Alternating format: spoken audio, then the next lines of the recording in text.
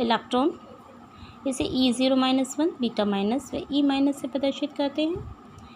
मैंने बता चुकी हूँ कि यहाँ ये द्रव्यमान को शो करता है और ये आवेश को, इसमें इकाई आवेश पाया जाता है लेकिन वो ऋणात्मक आवेश है, यानी ये ऋणात्मक कण है। इनकी खोज जे थॉमसन ने की थी, नाम स्टोनी ने दिया था। ये कैथोड किरणों की धारा है। अभी कैथोड किरणों की धारा कैसे हैं, इसमें फैराडे का प्रयोग है जिसे अभी हम आगे बात करेंगे। ये ऋणावेशित कण है, नाभिक के चारों ओर वृत्ताकार मार्गों में चक्कर लगाते हैं। आवेश बेटा इकाई का मतलब है, एक इकाई का मतलब है 1.6 × 10⁻⁻19 कूलम। यहाँ -1 लिखा है ना, एक इकाई का मतलब है 1.6 × 10⁻19 कूलम। इतना आवेश इलेक्ट्रॉन पर पाया जाता है। और इसको यदि हम कूलम को ESU में बदलना चाहें, इलेक्ट्रोस्टैटिक यूनिट, तो इसका मान होगा 4.8 × 10⁻10 ESU। इनका द्रव्यमान बेटा इतने हल्के होते हैं कि हाइड्रोजन के द्रव्यमान का 1/1840वां भाग होता है इसका द्रव्यमान। बहुत हल्के कण हैं ये। इसका मतलब परमाणु का जो द्रव्यमान होता है वो मेन रूप से किसके कारण होता है, प्रोटॉन और न्यूट्रॉन के कारण होता है। विराम अवस्था में इनका द्रव्यमान जो होता है 9.1 × 10⁻28 ग्राम, और किलोग्राम में बोलेंगे तो 9.1 × 10⁻31 किलोग्राम, और AMU में बोलेंगे तो बेटा 0.00055 AMU होता है। ठीक है। अब विराम अवस्था का मतलब है जब इलेक्ट्रॉन गति नहीं कर रहा है, और जब गति करता है तो बेटा उसमें उसका वेग भी इंक्लूड होता है। तो विराम अवस्था में द्रव्यमान इज़ इक्वल टू गतिशील अवस्था में इलेक्ट्रॉन का द्रव्यमान इज इक्वल टू विराम अवस्था में द्रव्यमान अपॉन √1 - v/c। v यहाँ पर इलेक्ट्रॉन का वेग है और c यहाँ प्रकाश का वेग है। ठीक है। और c कितना होता है, 3 × 10⁸ मीटर प्रति सेकेंड। अब हम कैथोड किरणों की खोज की बात करेंगे कि कैथोड किरणों की खोज, बेटा कैथोड किरणों की जो खोज है वो फैराडे नामक साइंटिस्ट ने की थी, लेकिन कैथोड किरण जो नाम था वो विलियम क्रुक्स ने दिया था। ठीक है। इसके लिए क्या किया गया बेटा कि एक बंद नलिका कांच की ली गई, इसे कैथोड नलिका नाम दिया गया। इस नलिका में निर्वात उत्पन्न कर दिया गया। इसका मतलब है इसके अंदर की सारी हवा निकाल दी गई। यहाँ एक निर्वात पंप लगा होता है जिससे इनकी सारी हवा को खींच लिया गया, और यहाँ पर कोई माध्यम उपस्थित नहीं था। यहाँ 2 धातु की प्लेट लगी होती हैं, एक कैथोड का काम करती है और एक एनोड। कैथोड नेगेटिव होता है, एनोड पॉजिटिव होता है, और एनोड के पीछे एक जिंक सल्फाइड से लेपित पट्टिका लगी होती है कांच की, जिस पर जिंक सल्फाइड की परत चढ़ी हुई होती है।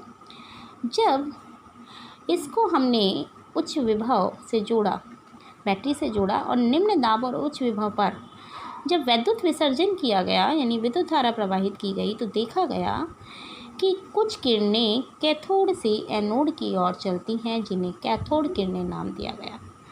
ये कैथोड किरणें नाम विलियम क्रुक्स ने दिया था। ये किरणें जो होती हैं वो ऋणात्मक किरणें हैं।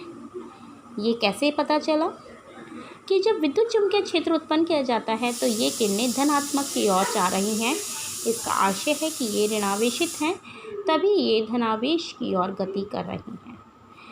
तो कैथोड से निकलने वाली किरणों को हम कैथोड किरणें कहते हैं, और कैथोड किरणें किसकी धारा हैं, इलेक्ट्रॉन की धारा। कैथोड किरणें इलेक्ट्रॉन की धारा हैं। जब ये यहाँ एनोड पर पहुँचती हैं तो जिंक सल्फाइड की जो परत है उस पर प्रतिदीप्ति उत्पन्न करती हैं। इसका मतलब है कि जो ये किरणें हैं इनमें चमक उत्पन्न करने की क्षमता पाई जाती है। और यदि हम इनके मार्ग में एक वृत्ताकार यानी गोल धातु का एक पतला सा घेरा रख दें तो वह गति करने लगता है। इसका आशय है कि इन किरणों में गतिज ऊर्जा भी पाई जाती है। तो यदि हम कैथोड किरणों के गुण देखें तो देखिए, किरणें इलेक्ट्रॉन यानी ऋणावेशित कणों की धारा हैं। ये सीधी रेखा में गमन करती हैं, कैथोड से एनोड की ओर चलती हैं, प्रतिदीप्ति उत्पन्न करती हैं, इसका मतलब चमक उत्पन्न करती हैं। और इनके मार्ग में यदि वृत्ताकार धातु का टुकड़ा रख दिया जाए तो वह गति करने लगता है, अर्थात इन किरणों में गतिज ऊर्जा होती है। चुंबकीय क्षेत्र लगाने पर ये धनावेश की ओर चलती हैं या विक्षेपित होती हैं, जिससे ये पता चलता है कि ये इलेक्ट्रॉन की धारा है। कुछ इम्पॉर्टेंट नोट्स हैं। देखिए, जो इलेक्ट्रॉन पर आवेश है उसकी गणना मिलीकन का तेल बूंद प्रयोग है, उसके द्वारा जो इलेक्ट्रॉन पर आवेश की गणना की गई। तो 1 नंबर में पूछ लिया जाता है कि इलेक्ट्रॉन पर आवेश की गणना किससे की गई? मिलीकन के तेल बूंद प्रयोग से। E/m इलेक्ट्रॉन का द्रव्यमान और इलेक्ट्रॉन का आवेश बटा इलेक्ट्रॉन का द्रव्यमान। इसकी खोज भी जे थॉमसन ने की थी। जिन्होंने इलेक्ट्रॉन की खोज की थी उन्होंने ही E/m का मान भी खोजा था और इसका मान 1.76 × 10⁸ कूलाम प्रति ग्राम होता है।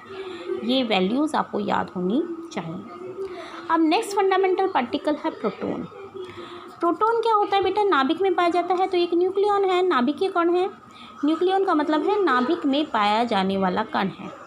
न्यूक्लियॉन में प्रोटॉन और न्यूट्रॉन दोनों आते हैं। प्रोटॉन को P11 या H+ से प्रदर्शित किया जाता है। इसका मतलब है कि इनका द्रव्यमान भी इकाई होता है और इन पर आवेश भी इकाई होता है। खोज गोल्डस्टीन ने की थी। धनावेशित कण है। आवेश वही है जो इलेक्ट्रॉन का था, 1.6 × 10⁻⁻19 कूलाम या 4.8 × 10⁻10 ESU। बस यहाँ प्लस लगा हुआ है, इसका मतलब यही है कि ये धनावेशित कण है। इनका द्रव्यमान 1.67 × 10⁻24 ग्राम या 1.67 × 10⁻27 किलोग्राम या 1.00757 AMU होता है। ये एनोड की धारा है, मतलब ये एनोड से निकलती हैं। ये एनोड से कैथोड की ओर गमन करती हैं। बेटा हम कहते हैं परमाणु क्रमांक, एटॉमिक नंबर, जैसे हाइड्रोजन का 1 होता है, हीलियम का 2 होता है ना, लिथियम का 3, बेरिलियम का 4, आपने याद किया होगा। तो ये जो परमाणु क्रमांक यानी आप 1 2 3 4 जो बोलती हैं, ये एक्चुअल में है क्या? प्रोटॉन की संख्या। इसका मतलब हाइड्रोजन में कितने प्रोटॉन होते हैं? 1। हीलियम में कितने होते हैं? 2। लिथियम में कितने होते हैं? 3। बेरिलियम में 4। कार्बन में 6। नाइट्रोजन में 7। ऑक्सीजन में 8। सोडियम में 11। किसी का भी फॉस्फोरस में 15।